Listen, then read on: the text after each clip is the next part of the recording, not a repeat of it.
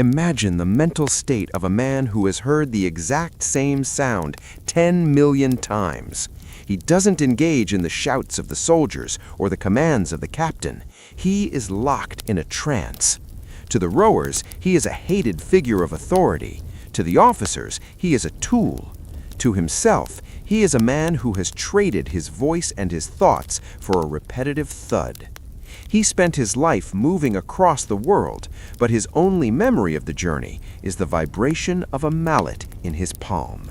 Imagine waking up in a literal palace, surrounded by gold, silk, and the most powerful man on earth. Now imagine that your entire professional career, your status, your salary, and your proximity to power depends entirely on what happens when that man goes to the bathroom. In the glamorous courts of history, the most coveted job wasn't the general or the advisor, it was the man holding the rag. Welcome to the world of the groom of the stool, where the path to political influence was paved with royal waste. In the modern world, we value privacy above almost everything else, especially when it comes to our most basic biological functions.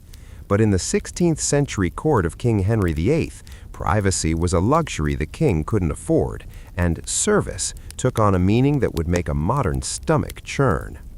This is the story of the groom of the stool, arguably the most prestigious yet objectively useless and revolting job in human history. To the average peasant, it looked like the ultimate humiliation.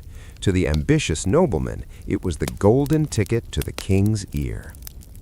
The setting is the Tudor court, a place of velvet, heavy perfumes, and lethal politics.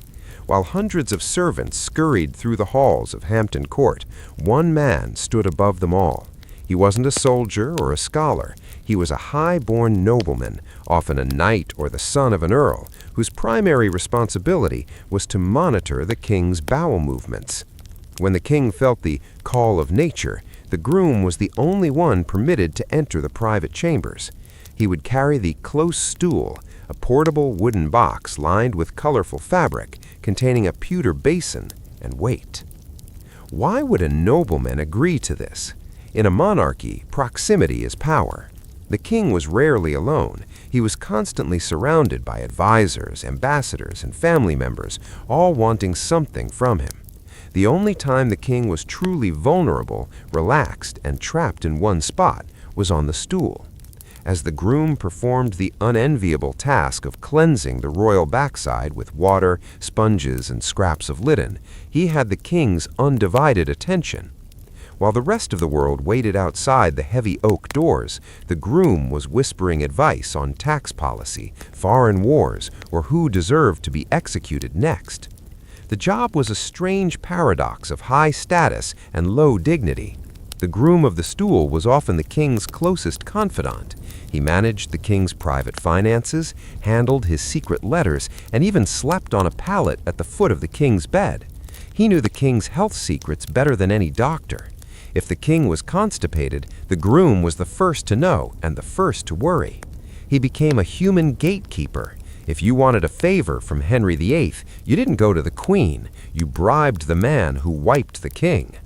But the physical reality was grueling. There were no air fresheners or modern plumbing. The smell of the Tudor court was already a cocktail of rotting rushes, unwashed bodies, and heavy incense meant to mask the stench. Inside the secret chamber, the atmosphere was thick. The groom had to maintain a mask of stoic professionalism while handling the waste of a man who consumed massive amounts of meat, ale, and sugar. It was a job that required a strong stomach and an even stronger ambition. As Henry VIII grew older, heavier, and more volatile, the job became even more critical and more dangerous. The king's body was failing, and his moods shifted like the wind.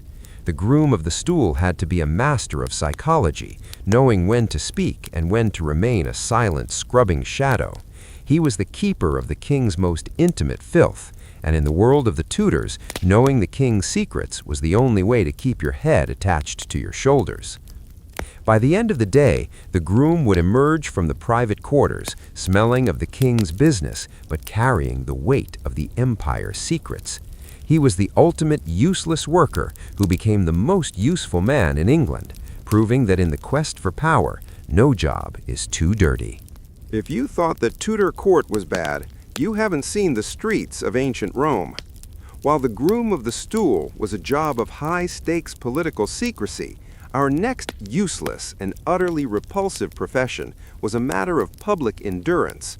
In the Roman Empire, the pinnacle of civilization featured marble statues, grand aqueducts, and a shared bathroom experience that would traumatize a modern person.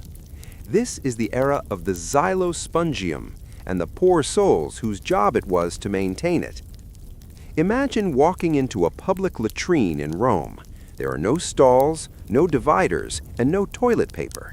Instead, you have a long stone bench with holes cut into it, where 20 or 30 citizens sit side by side, chatting about the latest gladiator matches or Senate scandals.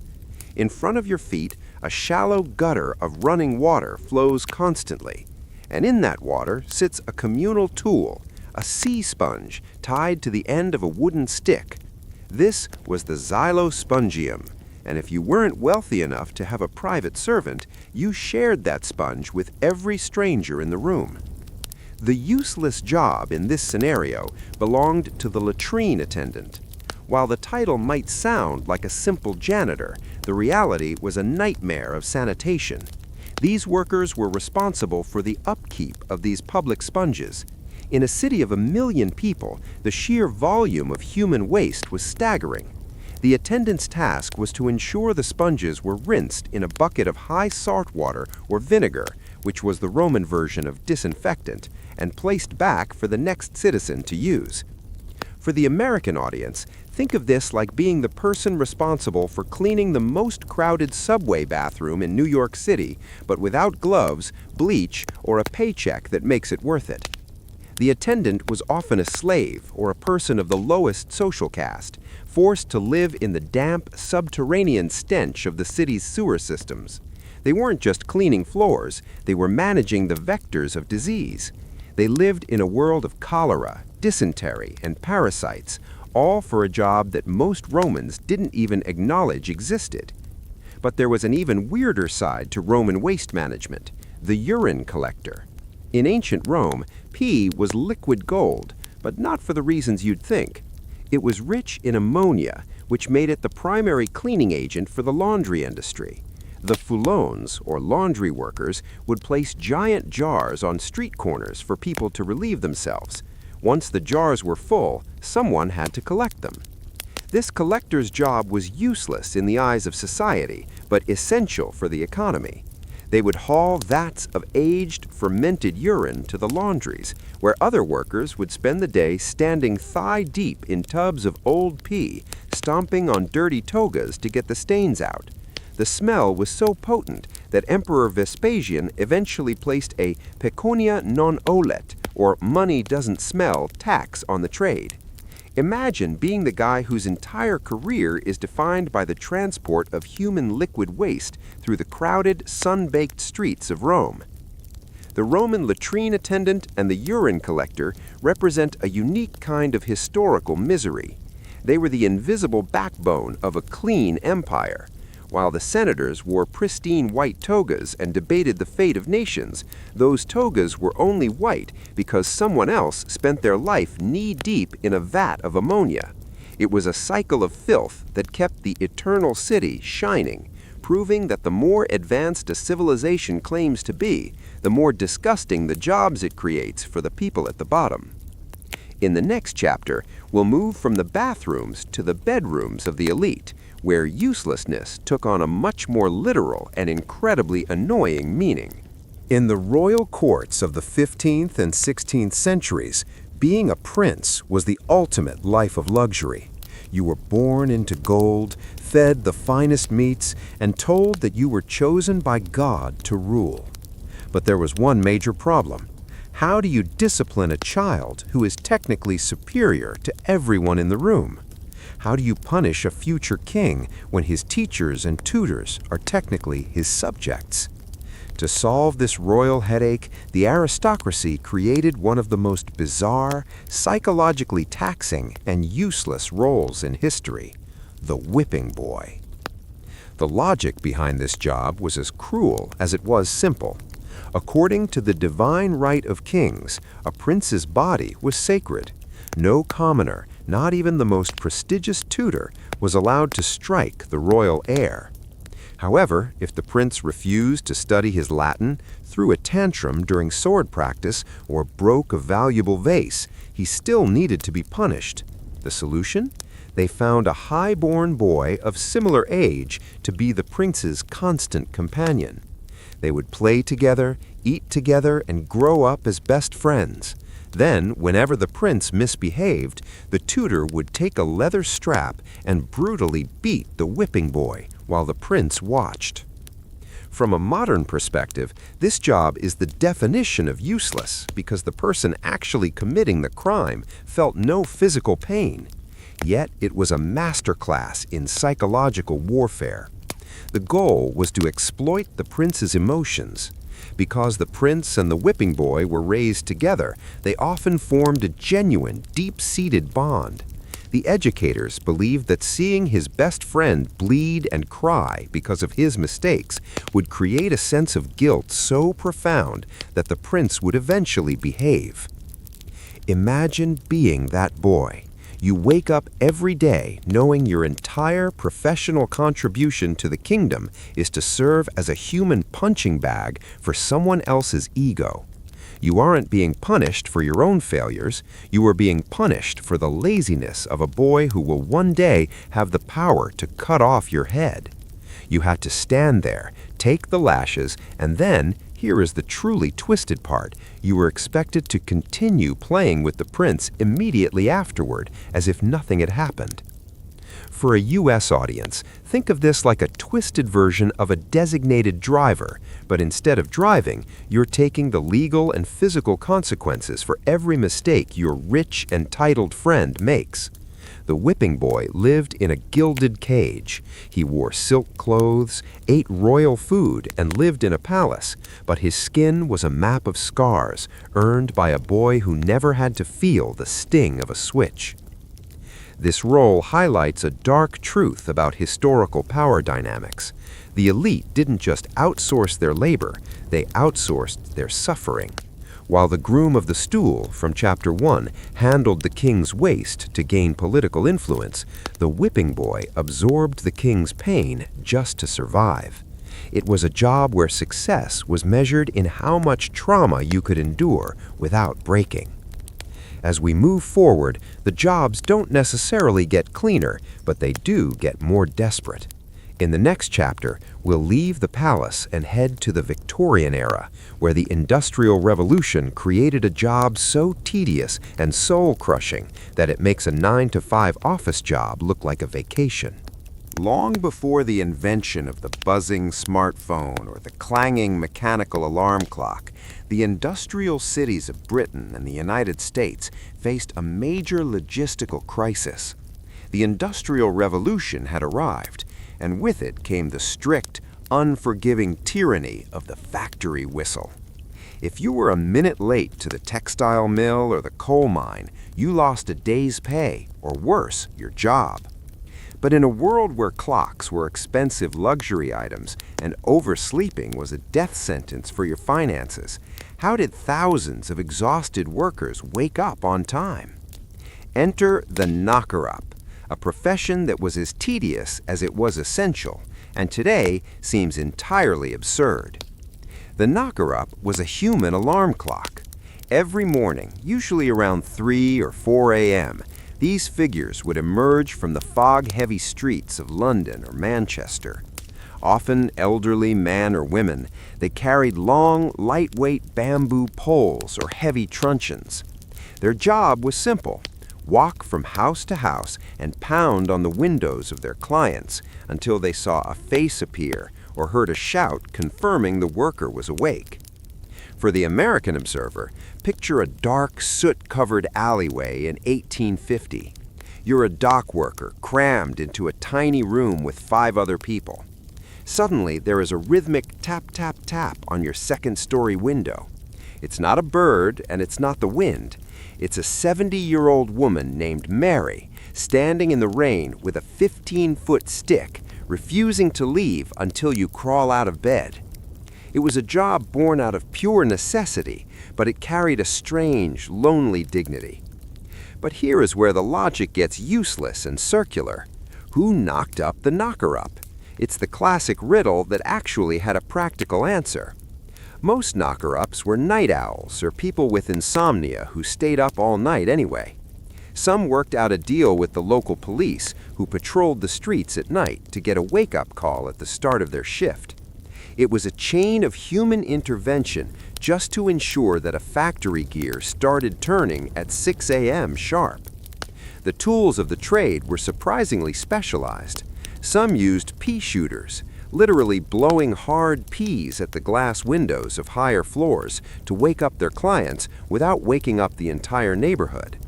Imagine the precision required to hit a specific window pane in the dark through the thick pea soup smog of the industrial era just to earn a few pennies a week. It was a profession built on the back of sleep deprivation. As technology advanced, the knocker-up became a relic of a fading world. By the 1920s, mechanical alarm clocks became affordable for the working class, and the sight of an old man with a bamboo pole became a curiosity rather than a necessity. The job vanished, leaving behind a haunting question about our relationship with time. Before machines did it for us, we had to rely on the persistent tapping of another human being to tell us that our life belonged to the factory for another day.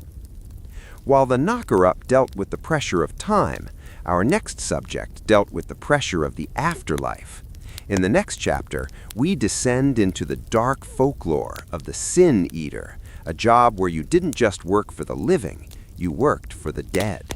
In the remote villages of 18th and 19th century Britain and parts of the Appalachian United States, there existed a profession so socially radioactive that the person holding it was considered a walking curse.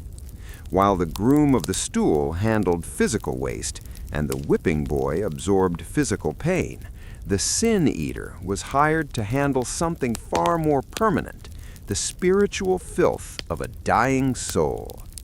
This was a job rooted in deep superstition, where a person's entire career consisted of eating bread and drinking ale to absorb the sins of a dead person so the deceased could go to heaven. Imagine a candlelit room in a small wooden shack. A man has just passed away, and his family is terrified.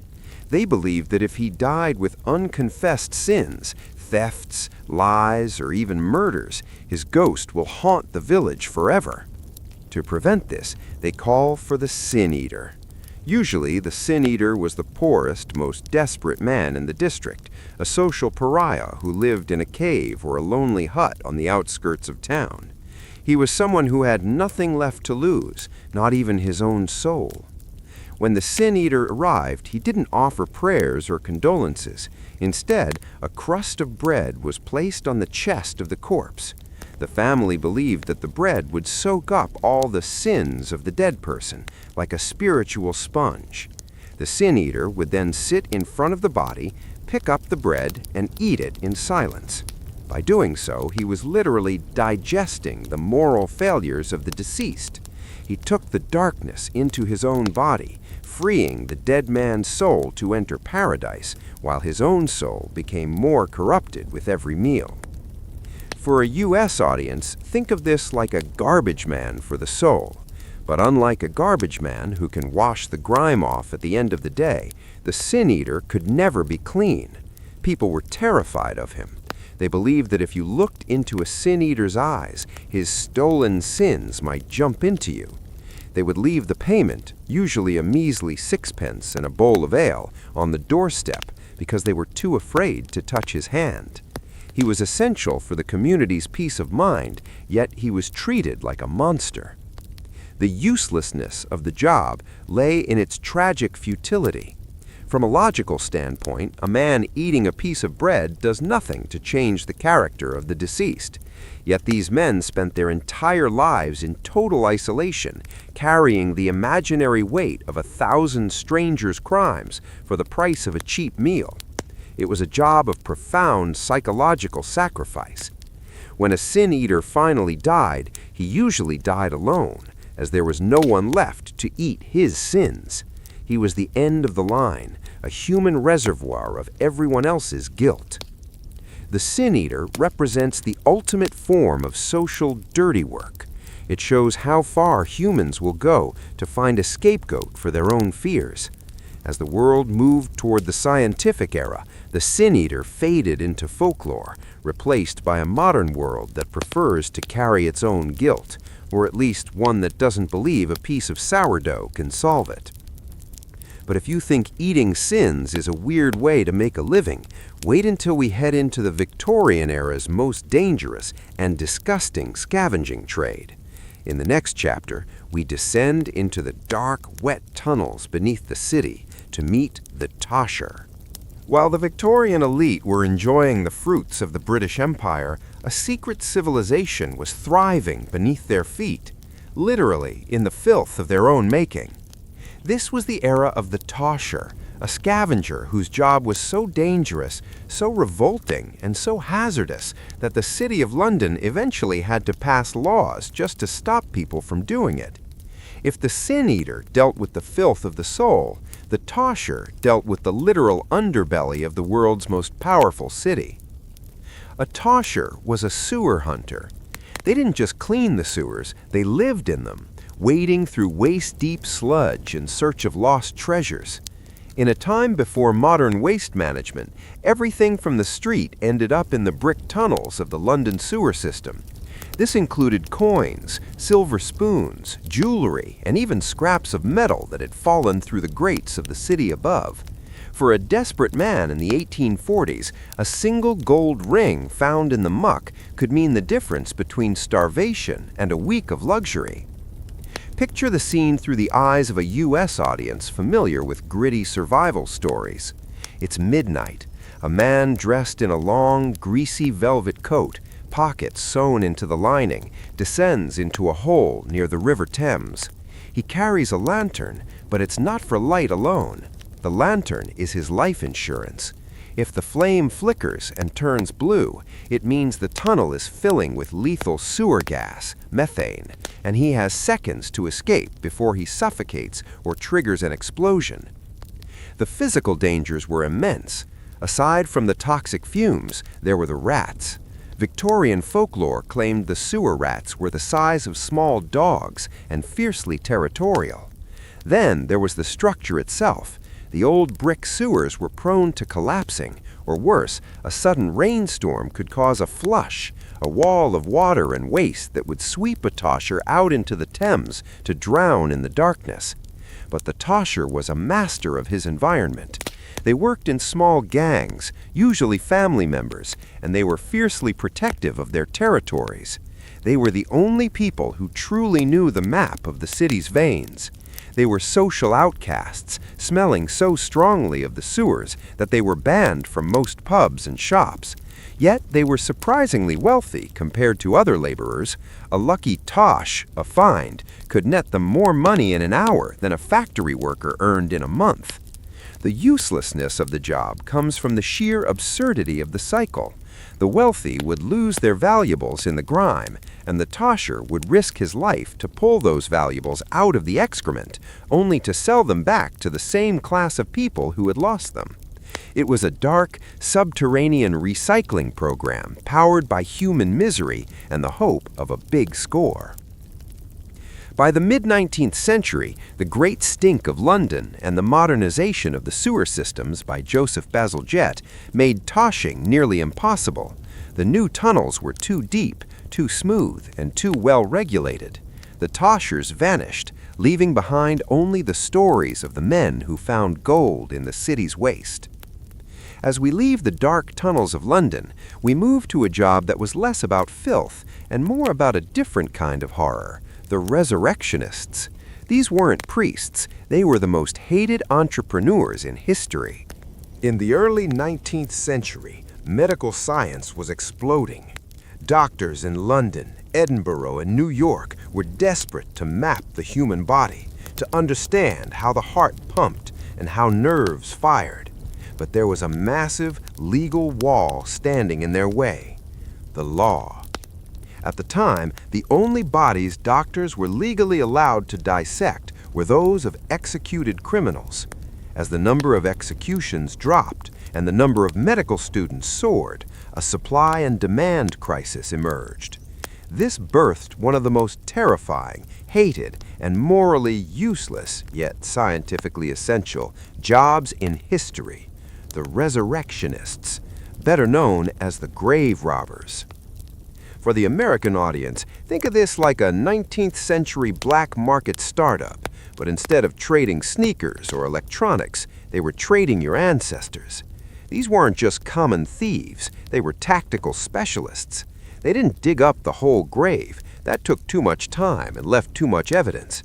Instead, they would dig a small hole at the head of a fresh grave, use a hook to grab the deceased under the armpits, and literally corkscrew the body out of the coffin and through the dirt. The horror of the job was matched only by its profitability. A fresh subject could fetch a resurrectionist a month's wages in a single night. Because the law was murky, stealing a body wasn't technically a felony, since a corpse didn't belong to anyone, but stealing the clothes on the body was. These men would strip the dead naked, toss their clothes back into the coffin, and bag the body. This created a literal arms race between the living and the dead. Wealthy families began installing mort safes, heavy iron cages over graves, or hiring grave watchers to sit in the cemetery with shotguns for weeks until the body was decomposed enough to be useless to the doctors. The resurrectionists responded by bribing the watchers or using female accomplices to pretend to be grieving widows to scout out the best targets. The uselessness of this profession lies in the social trauma it caused. It was a job that required a total detachment from human empathy. You had to look at a mother, a brother, or a child, not as a person, but as merchandise. It turned cemeteries, places of rest, into high-security zones of fear. The public hated them so much that if a resurrectionist was caught, the police often had to protect them from being lynched by an angry mob. The most famous and darkest evolution of this job happened in Edinburgh with Burke and Hare. They realized that digging was too much work. Why wait for someone to die when you could just manufacture a corpse? They began murdering people in their lodging house to sell the fresh bodies to Dr. Robert Knox. This eventually led to the Anatomy Act of 1832, which finally gave doctors a legal way to obtain bodies, instantly making the profession of the resurrectionist obsolete. While the resurrectionists were hunting the dead, our next subject was hunting something much smaller, much faster, and much more plagued with disease. In the next chapter, we look at the rat catchers of the Victorian era, who turned a pest control problem into a bizarre form of entertainment. In the mid-1800s, the cities of the Western world were under siege.